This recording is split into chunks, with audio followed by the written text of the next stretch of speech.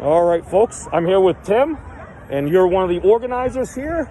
Not quite an organizer, but I'm heavily involved with all these standouts. Okay, and we're here in Chelmsford Town Common here. Correct. And you folks are here to support the president? Show support for President Donald Trump. Okay. Now, I had found out about this as I was just telling you via one of the Chelmsford social justice groups. Some folks were saying that the folks here support fascism. So, sir, do you support fascism? No, not at all. Okay. Nope. What I support, small government, strong military, low taxes. Everyone's equal. That sounds like That's traditional. That's not fascism. A lot of conservative views, at least. I'm very conservative. More recently as well. Okay. Very conservative. Absolutely. Okay, but I treat everyone the same. I treated you the same, and I know what you're going to ask me, and I treat you with respect. I think we need to treat each other with respect. And I told you when we were talking off camera. Yeah. I respect all views, except a finger in my face. That's disrespectful.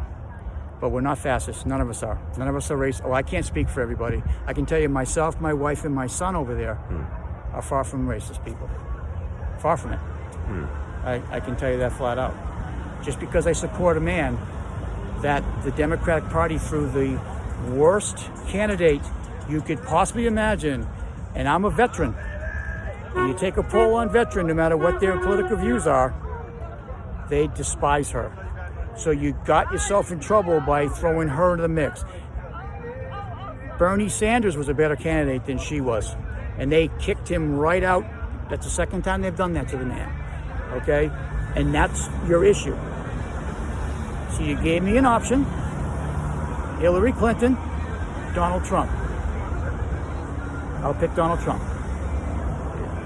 He's done a good job. We are safe as a country.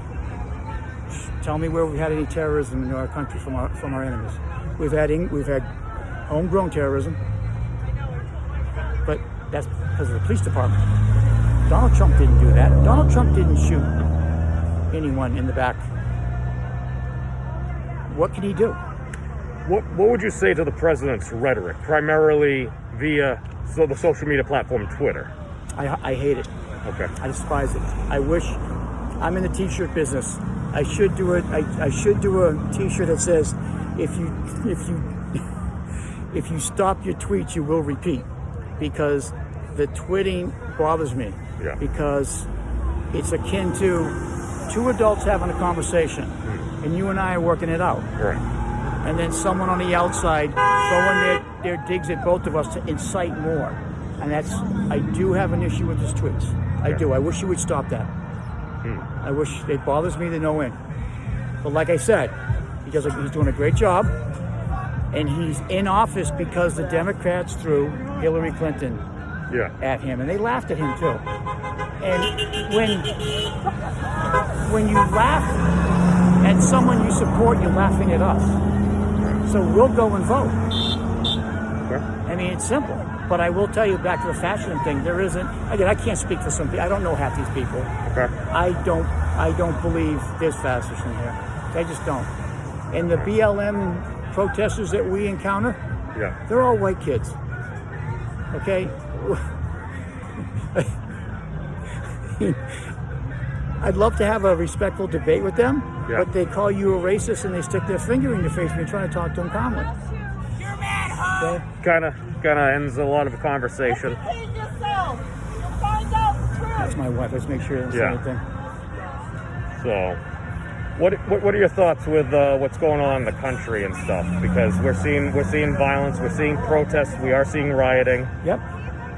Okay. I actually was talking to a police officer. She was here off duty. She was here off duty, and she's thinking of retiring early because and I'm not going to throw blame on who is responsible for why there's no respect for the police or authority. 90% of the riots are because the young people today have zero respect for authority, zero respect for the police. And it's not white privilege. It has nothing to do with that. I have been pulled over a few times in my life. If I am combative with the police officer, I escalate the incident. If I just sit there, very simple, Here's my name, here's my license, here's my registration. You usually go on your way. It doesn't matter what color you are. The shooting that happened the other night in Wisconsin, the man had a knife. He was tased. Is it confirmed that he had a weapon? Because I had heard reports that somebody had said. Well, I don't know if that was doctored. I'll just tell you what I saw on some of the news things. Okay. I saw a still picture of him running, and it was a knife right here. Again, it could be doctored. We all know, my God, things are doctored. I had heard reports that I believe an officer had said drop the knife, so I was unsure. You can see a still picture. He had it, and he was running. Now, he was tased. It didn't affect him. I heard that. Then he ran to his car and he opened his door. What is he going for? Is he getting in the car, take off? Maybe. But what is he going for? The police officers have a right to protect innocent people. What if he was right here and he wanted to run over people here? They have a right to stop people. That's their job.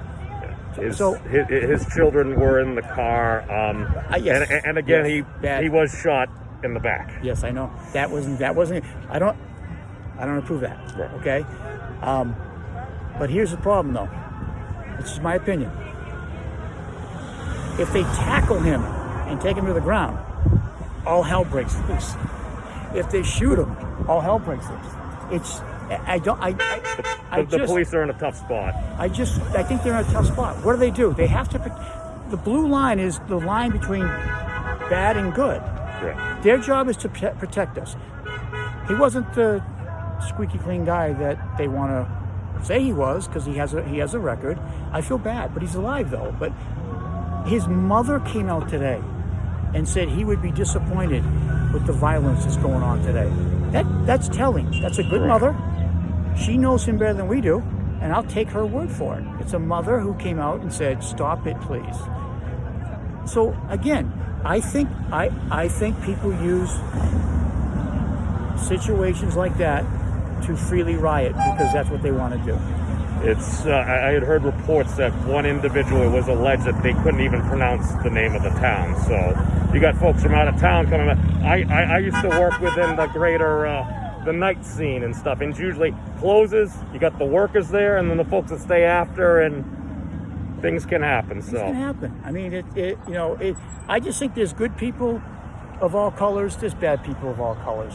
There's bad white people. I had an encounter with about 3 drunks over there when I first showed up to set up for my booth. Yeah. And they were screaming at me and everything else. 3 drunks. They were all white. Telling me to go F this, F that in front of my wife and my 13-year-old son. It's all colors. Again, it's like, why are we fighting? Why are we fighting? We have opinions. When President Obama, and I call him president because I respect the office, President Obama got elected twice. We didn't riot in the streets, and we lived our lives. And I will agree. I don't feel there was a situation down in Ferguson. The National Guard was deployed there back in, I believe, 2014. That was with the Michael Brown incident. But Michael Brown beat the living snot out of a police officer and tried to steal his gun. That is factual. And that police officer got acquitted of all those charges. That was what happened in the court system. And Michael Brown was a 6'5", 350-pound, very young, strong kid. And the autopsy didn't prove that the officer shot him in the back. And they brought the O.J. Simpson pathologist there, and it didn't work out for them. That was the defense, and it didn't work out. That was bad. Now again, though, does it require rioting in the streets and destroying the neighborhoods you live in and the business owner? I'm a business owner. You're going to trash a business that supports your community because a police officer, good or bad, shoots somebody? I don't think that's right. Deal with the police. If you have a problem with the police, why would you attack a business that had nothing to do with the shooting? And that's my problem. The anger is over here when the anger should be over here. If you truly have an issue with the police, go confront them. Because that's the issue, right? I mean, yes? No. What would you say specifically? Because I realize every situation is different there. But what would you say for the folks that are marching for racial justice? Just because if you look at a lot of the history, and even just from a demographic percentage, like Chelmsford, I moved back over across the border there, and it's like Chelmsford is a fairly quote-unquote whitewashed town. I was told by a former principal down the street there.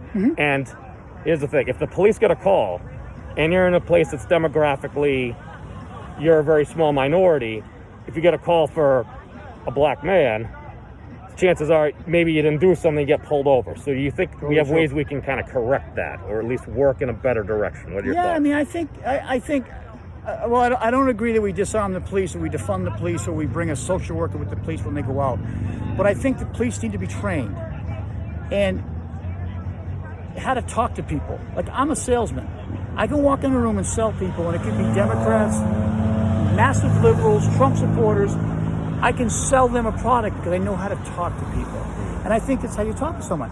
I have no problem walking Blue Hill Avenue on a Saturday night in Boston because my business used to do, before COVID, my business used to supply convenience stores with T-shirts and all that. I'm in Dorchester, Blue Hill Avenue, late night, Lily White guy. Hey guys, how's it going? Hey man, how you doing? That's how you treat them. You walk down their street, you show respect. You're in their neighborhood. How's it going? Never had a problem, ever. Not one person said, what are you doing in our neighborhood? It was back and forth, nice conversation. Treating people like people. And I think, yes, you see a young black kid walking. We were just talking about it. I was talking to that police officer who's not here anymore. Someone's walking, you walk up as a police officer and say, hey, how's it going? Are you okay? Can I help you with anything? And if the response is, go F yourself, you just escalated. You just want to make sure you're okay. Yes. There's plenty of instances in this country where a black man, I'll give you an example. I don't know how old you are, but I'm older. Dee Brown was the number one pick for the Celtics. Yeah. Hell of a basketball player. They pulled a gun on him. He was going to the bank to open a banking account because it was a young black man driving a really nice Mercedes. That was so wrong. I can't even tell you how bad that was. That's the problem we have. You see a black man or black woman driving a nice car, you don't have to sit there and assume that they're a bad person or it's stolen. It's how you approach someone. And I think the police possibly could use a little better training on that. I agree with that. Okay. I'm an ex-athlete. I played with many African American men, and I talk to them daily about what's going on here. They're bothered by it because they say you don't understand how we feel, but I do because I'm out with them, and they do get treated differently. And we gotta stop that.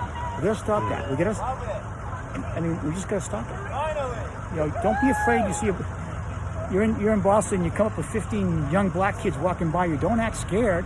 Say, hey guys, how's it going? They're not here to bother you. But have that modicum of respect. Exactly. You show them respect, they're gonna be like, hey, how's it going? 9 out of 10 times. And the other percentage, they're not there to bother you. They're probably the local kids going down to hang out, whatever. We're at basketball court, skate park, who knows? But that's the problem in our country. I think Hollywood has a lot to do with it. The stereotypes in Hollywood on some of the movies. The gangbang stuff, the white supremacist stuff. We very often highlight the most extreme situations rather than the broad number of folks. Exactly. And you know what? If I was standing right here and a bunch of white supremacists came up and started attacking people, I'd be the first one to knock their teeth out. Be the first one. I'd be standing right there next to my brothers going, let's go, guys. I'm with you. Don't tolerate that. And if you don't tolerate it, they'll back down. They're cowards. They pick on the weak. But you don't see it because it's not manufactured, but they pick their spots. They're not going to come bother us because we're all getting along and everything. But if there was BLM over there and us over there and we're all shouting at each other, there'd be an agitator. It only takes a few bad apples in a hostile situation to get there. But Tim, I thank you for your time. You know what? I'll give you the elbow bump. We'll give you the elbow. No worries. We're still during a pandemic. But that was Tim. Thank you all for watching.